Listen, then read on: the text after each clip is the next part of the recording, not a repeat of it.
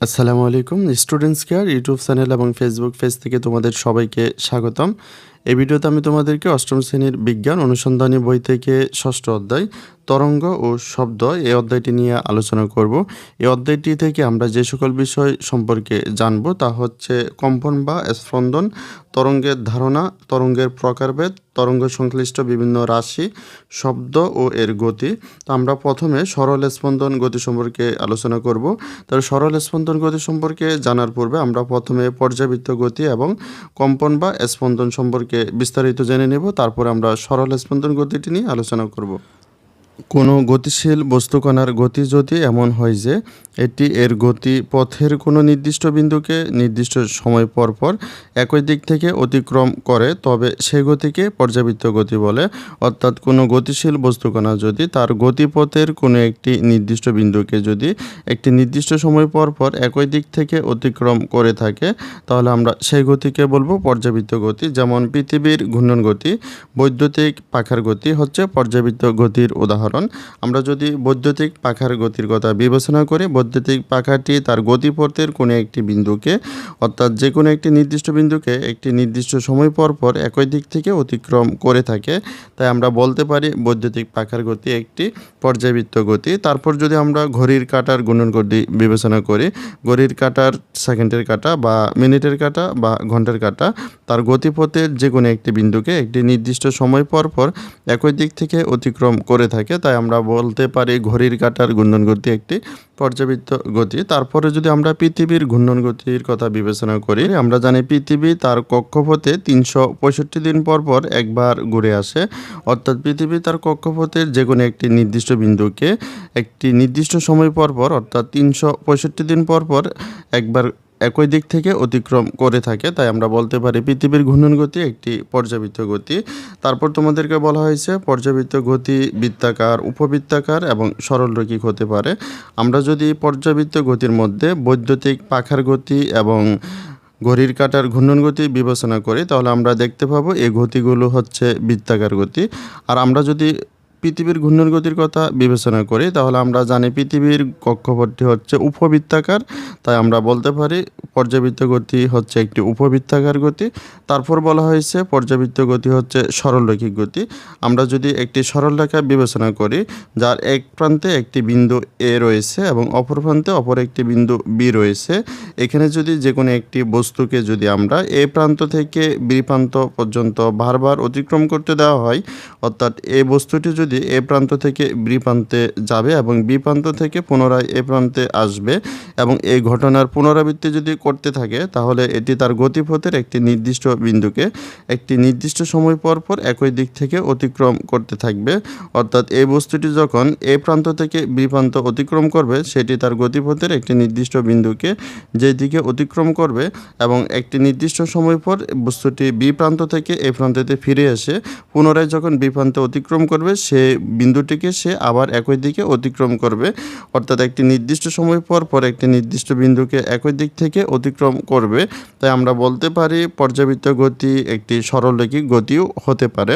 অর্থাৎ পর্যাবৃত্ত গতি বৃত্তাকার, উপবৃত্তাকার এবং সরলরৈখিক হতে পারে।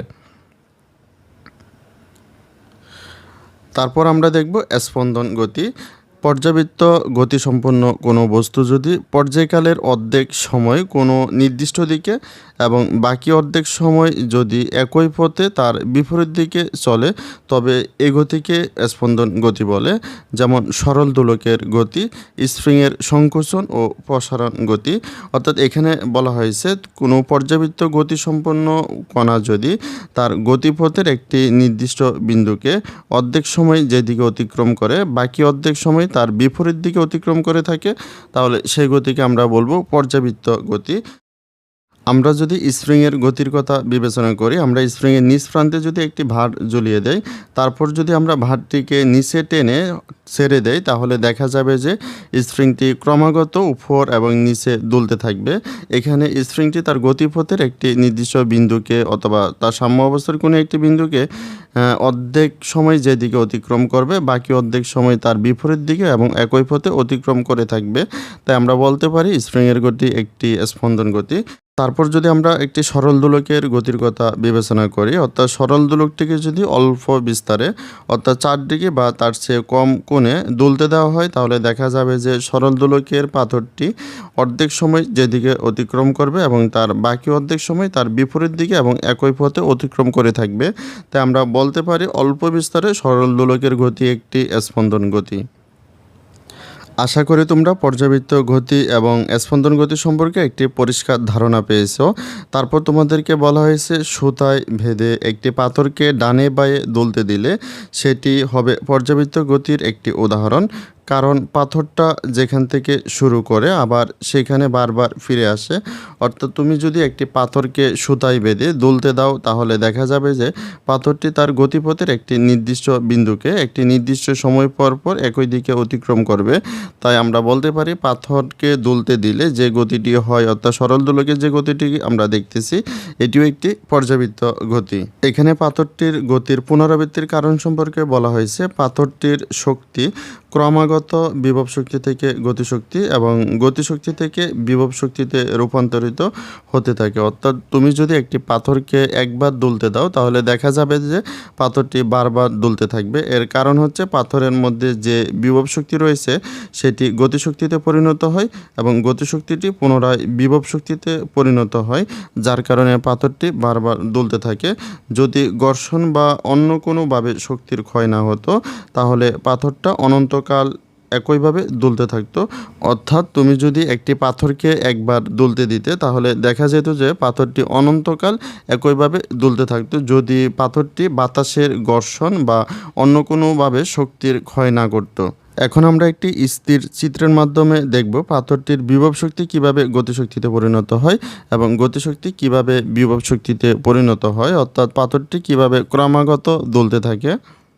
আমরা যদি একটি পাথরকে একটি সুতায় বেঁধে দুলতে দেই তাহলে প্রাথমিক অবস্থায় পাথরটি স্থির থাকবে, যেটিকে আমরা বলি সাম্য অবস্থায় রয়েছে। সাম্য অবস্থায় পাথরটি যেহেতু স্থির রয়েছে তাই এর গতিশক্তি হবে 0 এবং পাথরটি যেহেতু অবস্থা কিংবা অবস্থানের পরিবর্তন করা হয়নি তাই আমরা বলবো পাথরটির বিভব শক্তি হবে 0। পাথরটিকে এ অবস্থান অর্থাৎ সাম্য অবস্থা থেকে সরিয়ে বি অবস্থানে আনা হলে অবস্থান পরিবর্তনজনিত কারণে পাথরটির মধ্যে এক ধরনের শক্তি সঞ্চয় হবে যাকে আমরা বিভব শক্তি বলি। অর্থাৎ বি অবস্থানে পাথরটির পুরো শক্তিটাই হবে বিভব শক্তি, আর বি অবস্থানে পাথরটি স্থির থাকায় পাথরটির গতিশক্তি হবে 0। অতএব আমরা বলতে পারি বি অবস্থানে পাথরটির বিভব শক্তি সর্বোচ্চ ও গতিশক্তি 0। এখন পাথরটি বি অবস্থান থেকে ছেড়ে দিলে বা দুলতে দিলে পাথরটি বি অবস্থান থেকে তার সাম্য অবস্থার দিকে অর্থাৎ এ অবস্থানের দিকে অগ্রসর হবে। পাথরটি যতই বি অবস্থান থেকে তার সাম্য অবস্থার দিকে অগ্রসর হবে ততই তার বিভব শক্তি কমতে থাকবে এবং গতিশক্তি বাড়তে থাকবে। পাথরটির সাম্য অবস্থায় অর্থাৎ এ অবস্থানে বিভব শক্তি হবে 0 এবং গতিশক্তি হবে সর্বোচ্চ। এখন আমরা এ অবস্থানে পাথরটিকে আর সাম্য অবস্থা বলতে পারি না, কারণ এ অবস্থানে পাথরটি পূর্বের ন্যায় স্থির থাকবে না। পাথরটি তার গতিশক্তির কারণে সাম্য অবস্থা থেকে আরও এগিয়ে যাবে, অর্থাৎ পাথরটি এ অবস্থান থেকে সি অবস্থানের দিকে অগ্রসর হতে থাকবে। পাথরটি যতই সাম্য অবস্থা থেকে সি অবস্থানের দিকে অগ্রসর হতে থাকবে পাথরটির বিভব শক্তি ততই বৃদ্ধি পাবে এবং গতিশক্তি ততই হ্রাস পাবে। সি অবস্থানে পাথরটি গতিশক্তি 0 হওয়ায় পাথরটি থেমে যাবে, অর্থাৎ সি অবস্থানে পাথরটির গতিশক্তি হবে 0 এবং বিভব শক্তি হবে সর্বোচ্চ। এখানে পাথরটিকে তার সাম্য অবস্থা থেকে অবস্থান পরিবর্তনজনিত কারণে বিভব শক্তি সর্বোচ্চ হয়েছে। এখন পাথরটি তার সর্বোচ্চ বিভব শক্তির কারণে সাম্য অবস্থার দিকে অগ্রসর হবে। পাথরটি যতই সাম্য অবস্থার দিকে অগ্রসর হবে তার বিভব শক্তি ততই কমতে থাকবে এবং গতিশক্তি ততই বাড়তে থাকবে। সাম্য অবস্থায় অর্থাৎ এ অবস্থানে পাথরটির বিভব শক্তি পূর্বের ন্যায় 0 এবং গতিশক্তি সর্বোচ্চ হবে। এখন পাথরটি পূর্বের ন্যায় একই ঘটনার পুনরাবৃত্তি ঘটাতে থাকবে, অর্থাৎ গতিশক্তি বিভব শক্তিতে রূপান্তরিত হয়ে সর্বোচ্চ উচ্চতায় পৌঁছাবে, তারপর পুনরায় বিভব শক্তি গতিশক্তিতে পরিণত হয়ে সাম্যাবস্থার দিকে অগ্রসর হবে। অর্থাৎ বিভব শক্তি ও গতিশক্তি রূপান্তর পুনরাবৃত্তির কারণে পাথরটি ক্রমাগত দুলতে থাকবে। এখন আমরা দেখব বিস্তার। সরল দোলকের সাম্য অবস্থান থেকে যে কোনো একদিকে সর্বোচ্চ যে দূরত্ব অতিক্রম করে তাকে বিস্তার বলে। তাহলে আমাদের সরল দোলকটির সাম্য অবস্থা হচ্ছে এই অবস্থান। এই অবস্থান থেকে পাথরটি যে কোনো একদিকে সর্বাধিক যে দূরত্ব অতিক্রম করেছে এই দূরত্বটিকে আমরা বলতে পারি বিস্তার। অর্থাৎ এখানে এ থেকে সি পর্যন্ত এই দূরত্বটিকে আমরা বলবো বিস্তার। একইভাবে এ থেকে বি পর্যন্ত এই দূরত্বটিকেও আমরা বিস্তার বলবো। তারপরে আমরা দেখব পর্যায়কাল। একটি পূর্ণ দোলন সম্পন্ন করতে সরল দোলকের যে সময় লাগে তাকে পর্যায়কাল বলে। এখানে আমাদের পাথরটিকে আমরা বি অবস্থান থেকে ছেড়ে দিয়েছিলাম, অর্থাৎ বি অবস্থান থেকে পাথরটি সি অবস্থানে গিয়ে পুনরায় বি অবস্থানে আসতে যে সময় লেগেছে সেই সময়টিকে আমরা বলবো পর্যায়কাল। এখানে পর্যায়কাল সম্পর্কিত গাণিতিক সমস্যা সমাধানের জন্য একটি সূত্র রয়েছে। পর্যায়কাল টি সমান 2π√L/g। এখানে L হচ্ছে সুতার দৈর্ঘ্য এবং g হচ্ছে অভিকর্ষজ ত্বরণ। আর আমরা জানি অভিকর্ষজ ত্বরণের মান 9.8 মিটার পার সেকেন্ড। আর এখানে ফাইয়ের মান আমরা জানি 3.1416। অর্থাৎ আমরা যদি শুধুমাত্র সুতার দৈর্ঘ্যটি পরিবর্তন করি তাহলে আমরা পর্যায়কালটিকে খুব সহজে বের করতে পারবো। এখানে আমাদের যে সুতাটি রয়েছে এই সুতার দৈর্ঘ্যটি যদি তুমি পরিবর্তন করো তাহলে তোমরা এখানে বি বিন্দু থেকে পাথরটি সর্বোচ্চ যে দূরত্ব গিয়ে আবার পুনরায় সেই বিন্দুতে আসতে যে সময়টা লাগে সেটা তোমরা খুব সহজে বের করতে পারবে। কারণ আমাদের এখানে যে অভিকর্ষজ ত্বরণ জি এর মান রয়েছে সেটি আমাদের ফিক্স 9.8 মিটার পার সেকেন্ড আর ফাইয়ের মান হচ্ছে 3.1416। অর্থাৎ তোমার পর্যায়কালটি সুতার দৈর্ঘ্যের উপর নির্ভর করে। তবে তুমি যদি পৃথিবীর ভিন্ন ভিন্ন স্থানে এই পরীক্ষণটি করে থাকো, অর্থাৎ মেরু অঞ্চলে কিংবা বিষুবীয় অঞ্চলে করে থাকো, তখন তোমাদের জি এর মানটি পরিবর্তন হবে। তখন তোমাদের সুতার দৈর্ঘ্য এবং জি এর মান দুইটি পরিবর্তনের কারণে তোমার পর্যায়কালের মানটি ভিন্ন ভিন্ন হবে। আশা করি একটি পাথরকে একবার দুলতে দিলে সেটি ক্রমাগত দুলতে থাকার কারণটি তোমরা বুঝতে পেরেছ। এখানে মূলত গতিশক্তি এবং বিভব শক্তির পর্যায়ক্রমিক রূপান্তরের কারণে এই পাথরটি ক্রমাগত দুলতে থাকে। তারপর তোমাদেরকে বলা হয়েছে বিভব শক্তি এবং গতিশক্তির মাঝে শক্তি রূপান্তর হতে থাকে। এ ধরনের গতিকে সরল স্পন্দন গতি বলে। পৃথিবীতে যত ধরনের গতি আছে তাদের ভিতর এটি সবচেয়ে গুরুত্বপূর্ণ গতির মাঝে একটি। অর্থাৎ এখানে তোমাদেরকে সরল স্পন্দন গতি সম্পর্কে একটি মোটামুটি ধারণা দেওয়া হয়েছে। তারপর তোমাদেরকে বলা হয়েছে একইভাবে একটি স্প্রিংয়ের সঙ্গে একটি ভর যুক্ত করে সেটাকে নিচে টেনে ছেড়ে দিলে যখন সেটা উপর নিচ করতে থাকে সেটিও এই সরল স্পন্দন গতির উদাহরণ।